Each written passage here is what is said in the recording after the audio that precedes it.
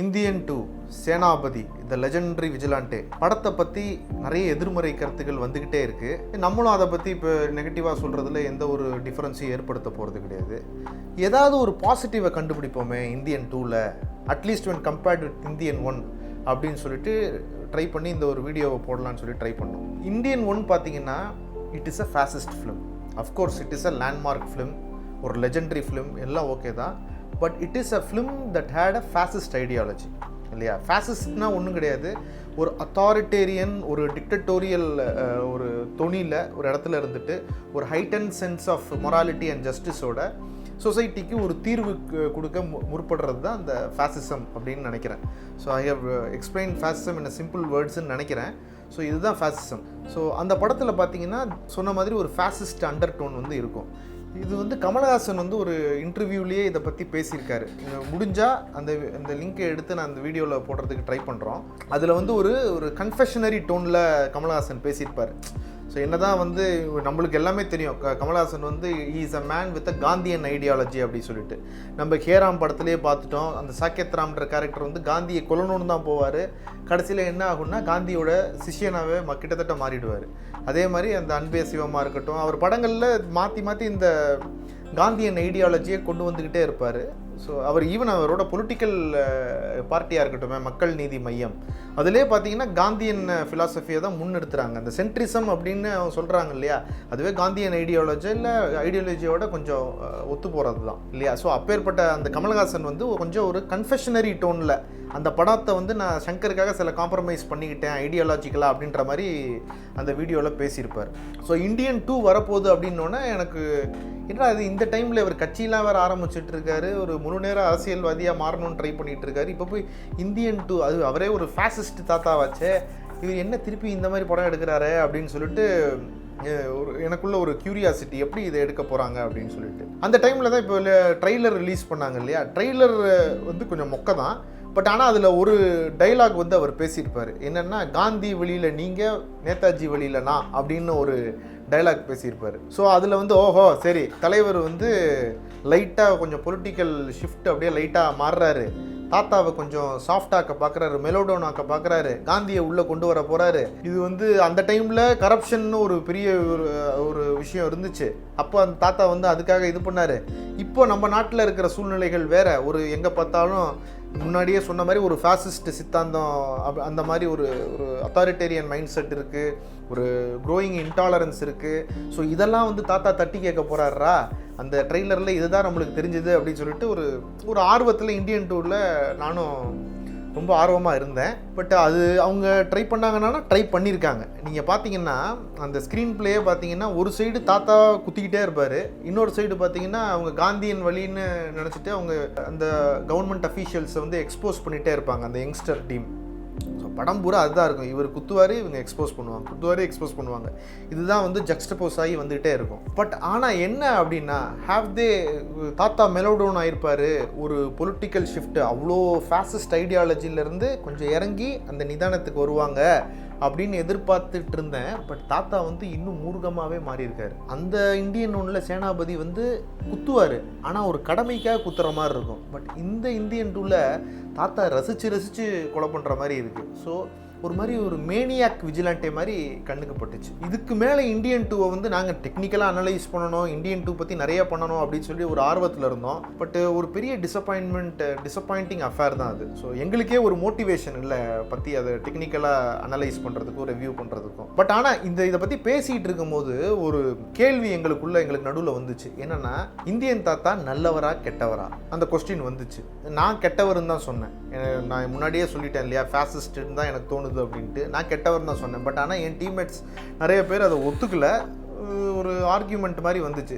எந்த ஒரு விஷயத்துக்குமே கன்சென்சஸ் வந்து ஆர்கியூமெண்ட்னால நம்ம பில்ட் பண்ண முடியாது. சரி வாங்கப்பா எல்லோரும் உட்காருவோம், நம்ம வந்து ஒரு அனாலிசிஸ் பண்ணுவோம், பல விஜிலாண்டேஸை தூக்கி வச்சுட்டு அனாலிசிஸ் பண்ணுவோம், ஒரு கன்சென்சஸ் பில்ட் பண்ணுவோம், டிஸ்கஸ் பண்ணுவோம், அதுக்கப்புறம் நம்ம முடிவு எடுத்துக்கலாம் அப்படின்னு சொல்லி உட்காந்து ஒரு அனாலிசிஸ் பண்ணோம். இந்த வீடியோவோட நோக்கம் அதுதான். இந்தியன் தாத்தா நல்லவரா கெட்டவரா? Who is a good or bad விஜிலாண்டே?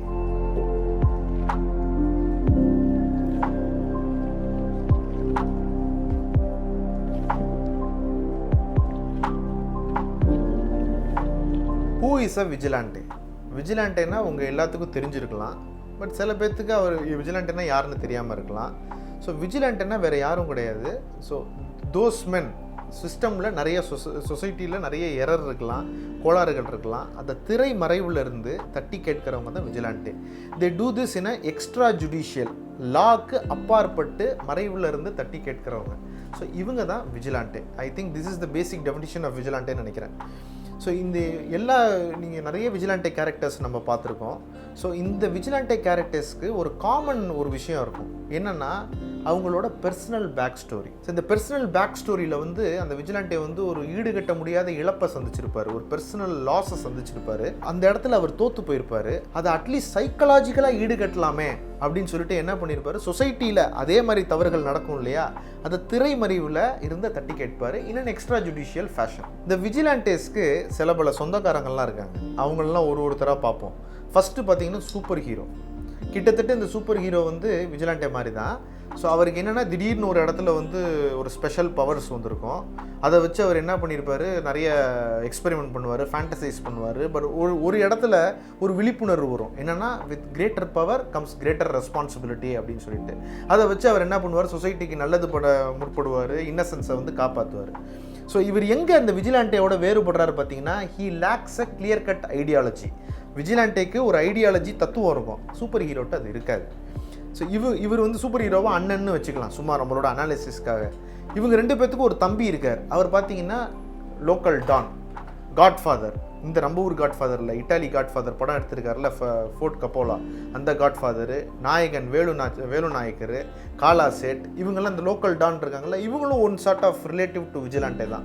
கிட்டத்தட்ட விஜிலாண்டே மாதிரி தான். அவங்க சார்ந்த மக்களுக்காக தே ஆப்ரேட், அவங்க நலனுக்காக ஆப்ரேட் பண்ணுவாங்க in an extra judicial fashion. டான்ஸுன்னு எடுத்துக்கும் போது இந்த நாயகன் படத்தில் வேலு நாயக்கர்கிட்ட அந்த பையன் கேட்பாரு இல்லையா, நீங்கள் நல்லவரா கெட்டவரா அப்படின்னு சொல்லிட்டு, அந்த படத்தோட அந்த சென்டர் கருவே வந்து அந்த கொஸ்டின் தான், நாயக்கர் நல்லவரா கெட்டவரா அப்படின்னு. நம்ம இந்தியன் தாத்தாவை பார்த்து அந்த கேள்வி கேட்குறோம்ல, இந்தியன் தாத்தா நல்லவரா கெட்டவரான்னு. இப்போ அந்த டிஸ்கஷன்லேயும் அவங்களுக்கு வந்து அதை வந்து அந்த தோணியிருக்கும் போல், அதை வந்து ஒரு டயலாகாகவே மணிரத்னம் அதில் இன்க்ளூட் பண்ணியிருப்பார். இதில் இவங்க எங்கே விஜிலாண்டேயோட வேறுபடுறாங்க அப்படின்னு பார்த்தீங்கன்னா, they are visible in broad daylight. எல்லாத்துக்கும் அவங்க இருக்காங்கன்னு தெரியும், okay, but they operate in a extra judicial fashion. அவ்வளோதான். இந்த 3 பேர் ரிலேட்டிவ்ஸ்னால், இந்த 3 பேர்த்துக்கும் இன்ஸ்பிரேஷனல் கேரக்டர்ஸ் சில பேர் இருக்காங்க. இதில் ஃபஸ்ட்டு பார்த்தீங்கன்னா காட்ஸ், கடவுள்கள். எங்கெல்லாம் அதர்மம் தலை தூக்குதோ அங்கெல்லாம் நான் வருவேன் அப்படின்னு கிருஷ்ண பரமாத்மா சொல்கிறாரு இல்லையா. ஸோ அந்த காட்ஸுன்றவங்க இந்த விஜிலாண்டேஸ்க்கு வந்து இன்ஸ்பிரேஷன். ஸோ விஜிலாண்டேவே அவன் என்ன பண்ணியிருக்கிறான், ஒரு ஹைட்டன் சென்ஸ் ஆஃப் மொராலிட்டி ஜஸ்டிஸில் அவன் கடவுளோட அந்த ஸ்தானத்தை தான் அந்த கதாபாத்திரத்தில் வந்து அவன் எடுத்துக்கிறான். So gods are an inspiration. அதே மாதிரி ஃபிலாசபர்ஸ் வந்து நிறைய மூவி கேரக்டர்ஸில் பார்க்க மாட்டோம், பட் ரியல் லைஃப்பில் இருக்கிறாங்க இல்லையா. சொசைட்டியில் நடக்கிற பிரச்சனைகளை கேள்வி கேட்குற இடத்துல இருக்கிறவங்க, மக்களுக்கு இடையில் அவேர்னஸை க்ரியேட் பண்ணுறவங்க, இது they are also related to vigilantes, inspiration to vigilantes அப்படின்னு எடுத்துக்கலாம். இவங்க எல்லாத்தோட இந்த விஜிலாண்டேக்கு ஒரு ட்வின் பிரதர் இருக்கார். அவர் தான் most dangerous of them all. யாருன்னு பார்த்தீங்கன்னா சைக்கோஸ், சீரியல் கில்லர். இவரும் விஜிலாண்டியும் கிட்டத்தட்ட ஒன்று தான். இவங்களோட எவல்யூஷன் வந்து, இந்த எவல்யூஷனரி பாத் வந்து கிட்டத்தட்ட ஒன்று தான். இவருக்கும் ஒரு பர்சனல் பேக் ஸ்டோரி இருக்கும், அவருக்கும் ஒரு பர்சனல் பேக் ஸ்டோரி இருக்கும். ஆனால் அவரை கெட்டவர்னு சொல்கிறோம். அது ஏன் விஜிலாண்டே நல்லவர், ஏன் சைக்கோ கெட்டவர் அப்படின்றது பார்த்தா ஆடியன்ஸோட கண்ணோட்டத்தில் தான் இருக்குது. ஆடியன்ஸ் எங்கேருந்து அவங்கள பார்க்குறாங்க, விஜிலாண்டே அவங்க நல்லவங்களா பார்க்குறாங்க, சைக்கோவை அவங்க கெட்டவங்களா பார்க்குறாங்க. ஸோ இட் இஸ் ஆல் இந்த கிட்டத்தட்ட பார்த்தீங்கன்னா நீங்கள் வந்து சேனாபதி தாத்தாவையும் சைக்கோ சீரியல் கில்லர்னு சொல்லிடலாம்ல. ஸோ இது எல்லாமே வந்து ஆடியன்ஸோட கண்ணோட்டத்தில் தான் இருக்குது. So psycho is a twin brother to vigilante. இந்த விஜிலாண்டேஸ் சைக்கோஸை பற்றி பேசும்போது நான் ஒரு கொரியன் படம் பார்த்தேன், ஐ சா த டெவில் அப்படின்னு சொல்லிட்டு, 2010 மூவின்னு நினைக்கிறேன். அதில் பார்த்தீங்கன்னா ஒருத்தன் அவனோட காதலியை வந்து ஒரு சைக்கோ வந்து கொன்னுடுவான். அந்த சைக்கோவை பிடிக்கிறதுக்காக he will don the role of a vigilante. அந்த ஹீரோ அவன் என்ன பண்ணுவான், அந்த சைக்கோவை துரத்தி அடின்னு அடிச்சிடுவான், அடித்து ஃப்ரீயாக விட்டுருவான். திருப்பி அவனை வந்து ஒரு ட்ராக்கர் மூலிமா ட்ராக் பண்ணிட்டே இருப்பான். திருப்பி என்ன பண்ணுவான், அவன் திருப்பி அந்த மாதிரி மிஸ்பிஹேவ் பொம்பளைங்களோட இது பண்ணும்போது திருப்பி அங்கே போயிட்டு அவன் அடின்னு அடிச்சு திருப்பி மறைஞ்சிடுவான். இதே மாதிரி பண்ணிகிட்டே இருக்கும்போது ஒரு டைமில் என்ன ஆகும்னா, அவன் 2 பேர்த்துக்கு ஒரு கேட் அண்ட் மவுஸ் கேம் ஆகிருக்கும், டிட் ஃபார் டாட் மாதிரி ஆகிருக்கும். கடைசியில் அவன் என்ன ஆயிடுவான் அப்படின்னா he will begin to, அந்த படத்தில் எப்படி காமிச்சிருவாங்கன்னா he will begin to relish the இது, அந்த அவனை கொடுமைப்படுத்துறது இவன் ரசிக்க ஆரம்பிச்சிருவான். இவனை தடுக்கிறேன்ற பேரில் போயிட்டு அவனே வந்து இந்த மான்ஸ்டரை இது பண்ணுறேன்னா அவனே ஒரு மான்ஸ்டராக மாறிடுவான். அதான் இந்த படத்தில் இந்த டேரக்டர் வந்து நான் சொன்னேன் இல்லையா, அந்த விஜிலாண்டே சைக்கோ, இந்த கதையில் அழகாக அந்த ரிலேஷனை வந்து அந்த கோ எக்ஸிஸ்டிங் அந்த ரிலேஷனை வந்து அழகாக கொண்டு வந்திருப்பார். ஒரே படத்தில் விஜிலாண்டையும் காமிச்சிருப்பார், சைக்கோவையும் காமிச்சிருப்பார். இந்த விஜிலாண்டேஸ்லையும் பார்த்தீங்கன்னா பொலிட்டிக்கல் பார்ட்டிஸில் எப்படி ரைட் விங் இருக்குது, லெஃப்ட் விங் இருக்குது, சென்டர் இருக்குது, அதே மாதிரி விஜிலாண்டேஸ்லையும் ரைட் விங் விஜிலாண்டே, லெஃப்ட் விங் விஜிலாண்டே அப்படின்னு கூட நீங்கள் வந்து அதை டைப்ஸை டிவைட் பண்ணிக்கலாம். இந்தியன் தாத்தா எடுத்துட்டிங்கன்னா has a far right ideology இல்லையா, நேதாஜி அவங்க அப்படிலாம் சொல்கிறாருல்ல எக்ஸாம்பிளுக்கு. So he belongs to the right wing far right group. இந்த சைடு லெஃப்ட் விங்லேயும் நிறைய விஜிலாண்டேஸ் இருக்காங்க. ஸோ ஈவன் சங்கரோட படத்துலேயே பார்த்தீங்கன்னா ஜென்டில்மேன் கேரக்டர் இருக்கும்ல, it is based on Robin Hood, mask of Zorro, இவங்கெல்லாம் லெஃப்ட் விங்கு, பணக்காரங்கிட்ட இருந்து எடுத்து இல்லாதவங்களுக்கு கொடுக்குறாங்க. ஸோ விஜிலாண்டேஸ்லேயும் ரைட் விங் லெஃப்ட் விங் அப்படின்னு நம்ம தரம் பிரிச்சுக்கலாம். சூப்பர் ஹீரோஸை பார்த்தாச்சு, டான்ஸை பார்த்தாச்சு, காட்ஸை பார்த்தாச்சு, ட்வின் பிரதர் சைக்கோவை பார்த்தாச்சு. சார் இதெல்லாம் பார்த்தாச்சு, பேசிக்காக பார்த்தாச்சு. But what about the question, Indian தாத்தா நல்லவரா கெட்டவரா? ஒரு விஜிலாண்டையே நல்ல விஜிலாண்டே இல்லை கெட்ட விஜிலாண்டேன்னு எப்படி தரம் பிரிக்கிறது அப்படின்னு சொல்லிட்டு அந்த கொஸ்டினுக்கு நாங்கள் வந்து ஒரு டேபுலர் காலம் போட்டுக்கிட்டோம். இந்த சைடு பேட் விஜிலாண்டே, இந்த சைடு குட் விஜிலாண்டே அப்படி சொல்லிட்டு. ஃபஸ்ட்டு பார்த்தீங்கன்னா வாட் எஃபெக்ட் தே கிரியேட், அதை எடுத்துக்கிட்டோம். ஒரு பேட் விஜிலாண்டே வந்து பயத்தை ஏற்படுத்துவான், ஹீ கிரியேட்ஸ் ஃபியர். ஸோ அந்த ஃபியர் ஃபேக்டர் இது. பட் ஒரு குட் விஜிலாண்டே அப்படின்னு எடுத்துக்கிட்டிங்கன்னா விழிப்புணர்வு ஏற்படுத்துவான். ஸோ சொசைட்டியில் இந்த இஷ்யூ இருக்குது, நீங்கள் இந்த கேரக்டர் இந்த மற்ற விஜிலாண்டேஸ் இந்த மாஸ்க் ஆஃப் ஜாரோ எடுத்துக்கலாம், ராபின் ஹுட் எடுத்துக்கலாம். அவங்களோட ஆக்டிவிட்டீஸ் மூலிமா என்ன சொல்ல வராங்கன்னா, ஒரு ஏற்றத்தாழ்வு இருக்குது, சொசைட்டியில் ஒரு கேப் இருக்குது, ஒரு டிஸ்ட்ரிபியூஷன் ஆஃப் வெல்த் வந்து கரெக்டாக இல்லை அப்படின்ற அந்த பிரச்சனைகளை வந்து அவங்க முன்னிறுத்தினாங்க. அந்த ஃபிலாசபி ஆஃப் ராபின் ஹுட்டே அதுதான், காஸ்மோபாலிட்டன் ப்ரையாரிட்டனிசம் அப்படின்னு சொல்கிறாங்க இல்லையா.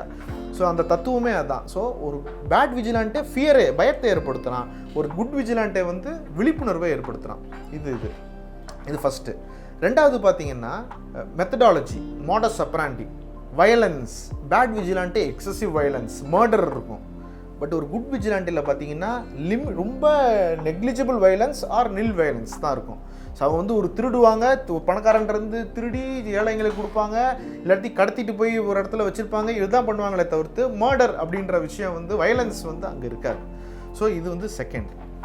தேர்டு ரொம்ப முக்கியமான ஒரு விஷயம் என்னன்னு பார்த்தீங்கன்னா, பேட் விஜிலாண்டே சொசைட்டிக்கு ஒரு சொல்யூஷன் கொடுப்பான், இதுதான் சொல்யூஷன் அப்படின்னு சொசைட்டி மேலே ஒரு திணிப்பை கொண்டு வருவான். பட் ஒரு குட் விஜிலாண்டே சொசைட்டியில் ஒரு கேள்விகளை ஏற்படுத்துவான், விழிப்புணர்வை ஏற்படுத்துவான், சொல்யூஷனை மக்கள்கிட்ட இருந்தே கொண்டு வரணும் அப்படின்னு சொல்லி அந்த பேஸ் பண்ணி தான் அவனோட ஆக்டிவிட்டி இருக்கும். ஸோ இதெல்லாம் இந்த டேப்லர் காலம் இந்த 3 விஷயத்தில் தான் நாங்கள் பிரிச்சுக்கிட்டோம். அதுக்கப்புறம் எல்லாரும் கேட்டோம், இந்தியன் தாத்தா நல்லவரா கெட்டவரா அப்படின்னு. எல்லாரும் எந்த ஒரு ஆர்கியூமெண்ட் இல்லாமல் ஒத்துக்கிட்டாங்க, இந்தியன் தாத்தா Senapathi is a bad vigilante. Shankar corruption அப்படின்னு, கரப்ஷன்றது ஒரு சிஸ்டமிக் எரர், அது ஒரு மேலில் இருக்கிற ஒரு பிரச்சனை, அது காரணமான கிராஸ் ரூட் லெவல் பிரச்சனைகள் இன்னும் நிறைய இருக்குது. அதை அட்ரஸ் பண்ணாமல் கரப்ஷன் அப்படின்னு ஒரு மான்ஸ்டரை டேக்கிள் பண்ண போகிறேன் அப்படின்னு சொல்லி சேனாபதின்ற இன்னும் ஒரு மெகா மான்ஸ்டர் உருவானது தான் மிச்சம். ஒரு நல்ல படத்தை பார்த்து தீர அனலைஸ் பண்ணி இன்புட்ஸை கேதர் பண்ணுறது ஒரு புக்கு படித்ததுக்கு சமானம். இப்படி தான் நம்மளோட மற்ற வீடியோஸும் இருக்குது. ஸோ இந்தியன் 2 நல்ல படமானு தெரியல, அது ஒரு படம், அதை அனலைஸ் பண்ணோம். அதுலேருந்து சில பல வார்த்தைகளை நம்ம வந்து நிறைய பேருக்கு தெரிஞ்சிருக்கும், ஆனால் இன்னும் நிறைய பேருக்கு தெரியாமல் இருக்கலாம். ஃபேசிஸ்ட்டுன்ற ஒரு வேர்டை பார்த்தோம், நிறைய பேர்த்துக்கு அந்த விஜிலாண்டே அப்படின்ற வேர்டே தெரியாமல் இருக்கலாம். ஸோ விஜிலாண்டோட கம்பேரிசன் பண்ணோம். அது மாதிரி காஸ்மோபாலிட்டன் ப்ரையாரிட்டனிசம் அப்படின்ற வேர்டு அது கீழே மென்ஷன் பண்ணுறேன், சப்போஸ் நான் சொல்கிறது புரியாமல் இருந்துச்சுன்னா நீங்கள் பார்த்துக்கோங்க. ஸோ அது இந்த மாதிரி வேர்ட்ஸ் எல்லாம் நம்ம அனலைஸ் பண்ணும்போது இன்னும் நம்மளுக்கு வந்து ஒரு விரிவான ஒரு பிக்சர் கிடைக்கும். ஸோ இந்த வீடியோஸ் உங்களுக்கு பிடிச்சிருந்துச்சுன்னா please give a like and also subscribe. Thank you.